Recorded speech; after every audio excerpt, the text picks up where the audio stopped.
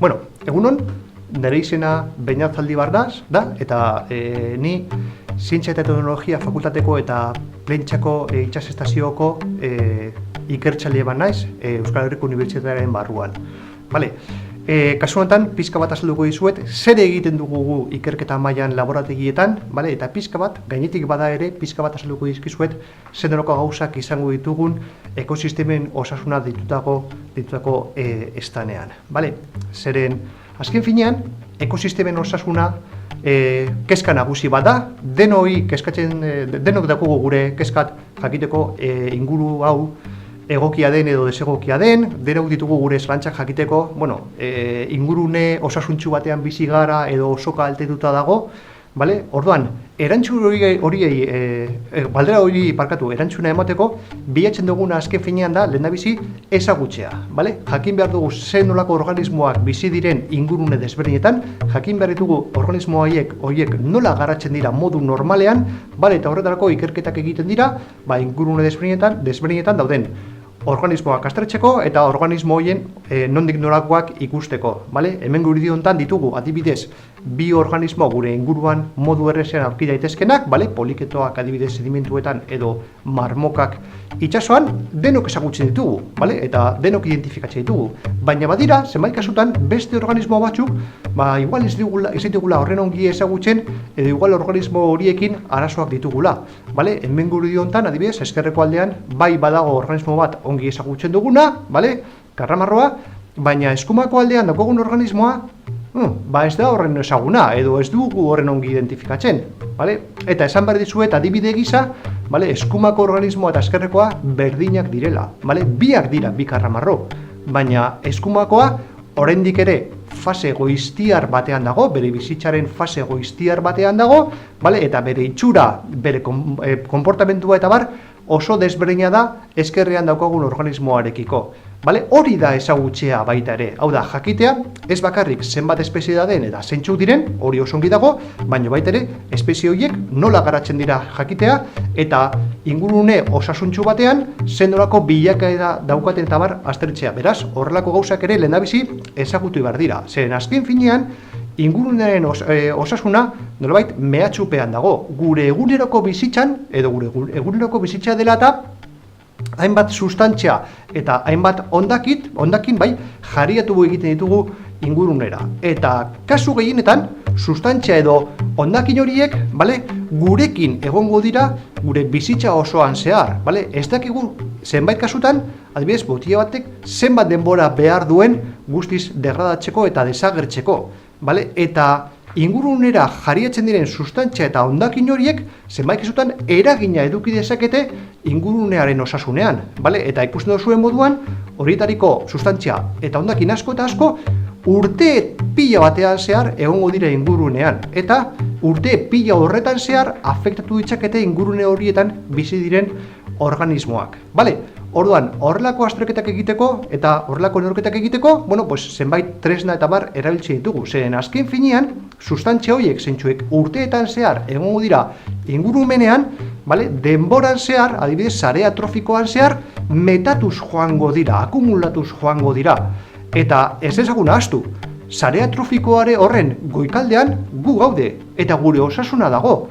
Beraz, sustantzia bat itsasora heltzen baldin bada eta fitoplankton, zooplankton, arrainak eta bar, hortan sare edo hortan zehar metatuz baldin badijoa, azkenean, gure organismoan bukatu dezake sustantzia hori. Eta sustantzia horiek zenbait kasutan toxikoak izan daitezke, Beraz, hortarako, jakin behar dugu zen nolako osasun mailan dagoen gure ingurumenean, eta norabait gure ingurumenari galdatu behar diogu, ea osasuntsu dagoen, edo ea gaixotasunik edo daukan. Eta karo, inguruneak ez digu zuzena erantzungo, ez digu esango hemen min bat daukat, edo estulkari naiz edo sukarra daukat. Gure hurbilketa pizka bat beste modu batetakoa izan behar da. Eta horretarako zenbait tresna erabiltzen ditugu. Adibidez, ingurune itsastarreko organismoak aztertu egite ditugu, organismo behale edo txibato bezala erabiltzen direnak, algak, muskuluak edo arrainak izan daitezke, baina noski, ingurune lurtarretarako beste organismo batzuk erabili behar ditugu, bale? Adibidez zizareak, adibidez bareak edo adibidez letxuak bezalako landareak. Noski, organismo hauek ekosistema desberdinetan bizi dira, ekosistema desberdin horren inguruko informazio desberdina eskainiko digute. Nolabait, behale edo txibato desberdinak behar ditugu.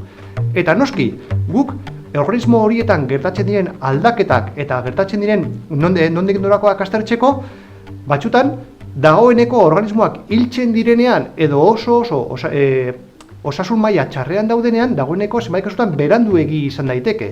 Bale, orduan, horretarako erabiltzen ditugu mikroskopia eta lupa bezalako tresnak, zeintzuek esaten digute zelula mailan edo ehun mailan aldaketak gertatzen ari direla eta aurre esan dezakete etorkizun batean organismo hortan zer gertatu daitekeen. Bale, orduan, horretarako adibide gisa joan gaitezke itsasora, bale? Eta gure ingurune kostalde desberdinetako zonaldetan hartu ditzakegu ur laginak, bale? Bai Abran, bai Urdaibai edo bai Txingudin adibidez, bale? Eta aztertu ingurune horietan zer nolako algak ditugun, noski. Alga horiek aztertzen baditugu mikroskopioan eta bar, bale? Zenbait kasutan ingurunea favoragarria bada edo egokia baldin bada, alga espezie desberdin asko aurkitu ahal ditugu, dibertsitate asko eta bar, baina ingurunea ez baldin bada egokia, sustantzia toksiko asko baldin badago, hondakin asko baldin badago eta bar, sentikorrenak diren sustantzia algak desagertu egingo dira eta soilik oso erresistentea direnak azalduko zaizkigu. Eta beraz, populazio hortan edo ekosistematan hortan desoreka bat egongo da eta horrelako neurketak egin ditugu. Eta biodibertsitate maila aztertzen dugu ikusteko ea gure Urdaibai, Txingudin edo Abran, bale, gure algak edo algen populazioa nolakoa den aztertu dezakegula. Bale? Baina ez hori bakarrik, baita ere zenbait kasutan gure muskuiluak hartu ditzakegu kostaldeko zona desberdinetan, bale? Eta muskuilu horren organo desberdinak eta garrantzizkoak diren organoak aztertu ditzakegu mikroskopioan. Bale? Orduan, horretarako, bale, hemen eskerrean goian daukagu lisereguruin normal bat edo nolabait osasuntsu bat, baina noski beste hiru argazkietan oso irudi desberdina ikusten dugu. Berdin du ze daukan, bale? Begi bistaz eta modu azkarrean badakigu hor zeo zer gertatzen ari dela. Hor beste egoera desberdin baten aurrean gaudela. Eta horrelako neurketak egiten ditugu eta horrelako azterketak egiten ditugu jakiteko muskuilu horiek nolabait inguru horretan daudenak osasuntsu dauden edo horrelako patologiak edo horrela aldaketak dituzten aztertu egiten ditugu, bale? Eta ez bakarrik muskuiluetan, bale? Baizik eta baita ere arrainetan adibidez edo beste zenbait organismotan antzeko hurbilketak egin ditzakegu, bale? Hemen eskerrean goian daukagu arrain normal baten larba bat, baina bere azpian, bale, daukagu larba bat behintzat begibistaz desberdina dela, bale? Beste itxura badauka, beste forma badauka, hor zeo zer gertatu da, bale?